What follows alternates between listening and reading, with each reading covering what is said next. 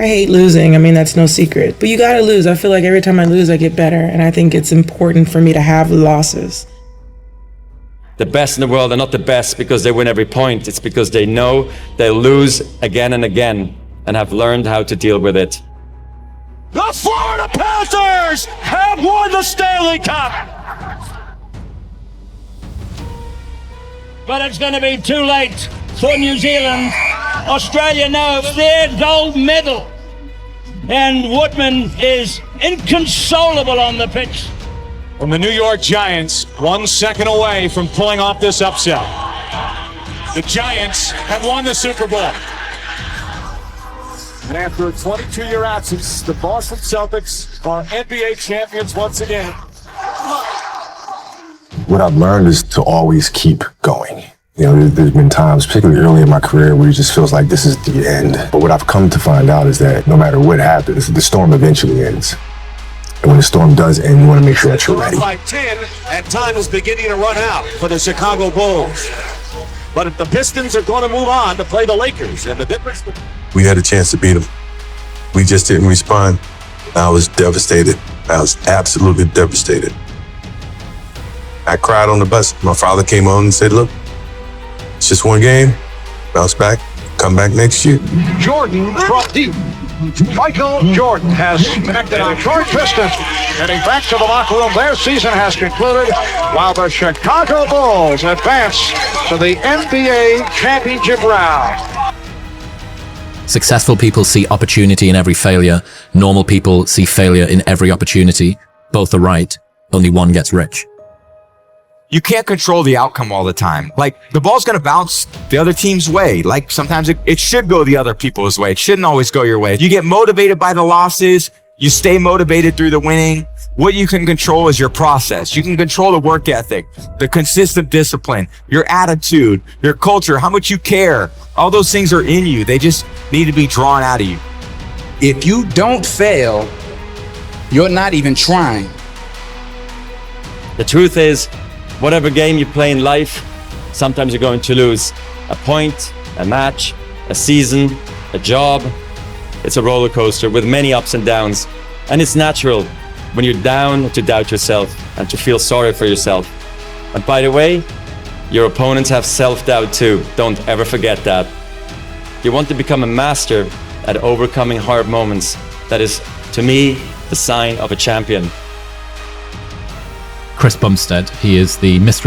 Olympia Classic Physique Champion 4 years in a row. This guy he looks like he's carved out of stone. He's the modern day Arnold Schwarzenegger. People are making a lot of comparisons. He doesn't have the tyrannical self-belief that someone like a Michael Jordan does. So, Michael Jordan he wouldn't even dream of losing. If anybody slighted him, there was this sort of rage fire that was lit underneath him. But Chris's approach is very different. He's like, I think about losing all the time. It's like, I'm scared of losing. I'm scared of losing to my opponent. But his idea was that because he has accepted the fact that he may lose, he believes it's given him the potential to be able to put it all on the line in a way that someone who hadn't considered the possibility of losing wouldn't be able to do it. The way I view it is sometimes you have to lose to win. And last year we lost, and I think it's set us up and put us in better position to win this year. The number one goal from everybody here will be to win.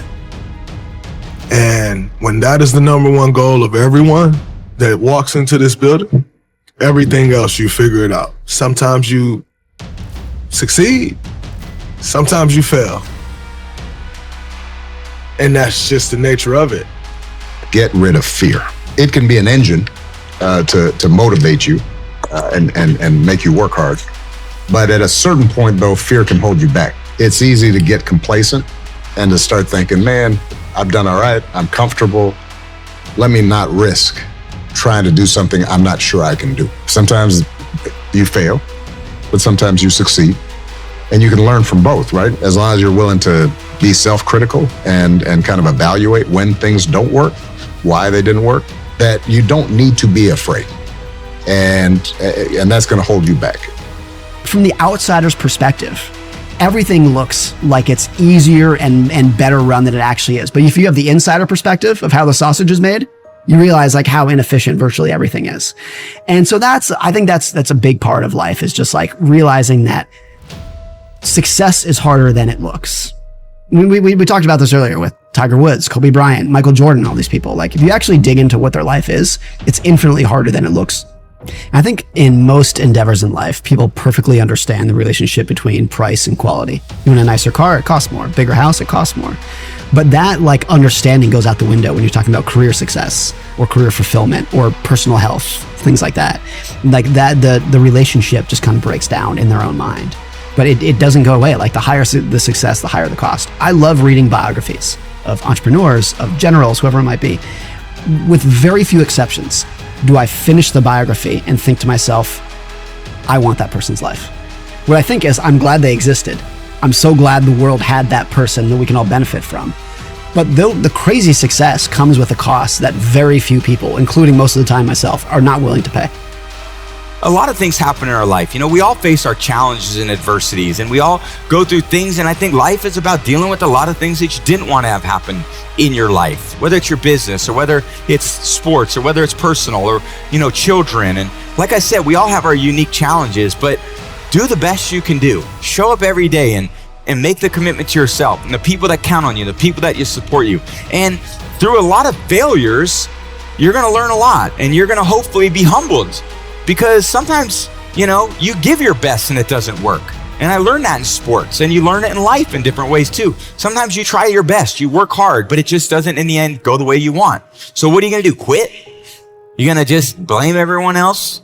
You're going to go in there and blame the guy next door and blame that person and blame the dog and go out there and sleep until 10 o'clock? Or are you going to get out of bed, wake up, and go do something about it? What one small step could I implement in my life? What's one small change that would increase the probability that the next time I'm in this situation that I would come out as a winner rather than a loser? It's like, okay, you can feel good and not learn, or you can learn and feel terrible.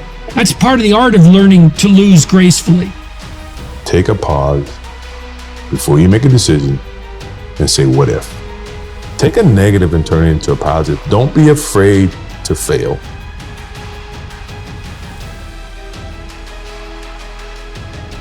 For many times I was laughed at and not believed in, but I was still a kid with a dream and a belief in himself. I feel I still have room to improve. I still set goals for myself to strive for. I'm never complacent with what I've achieved. We have money, we have everything, we have fame.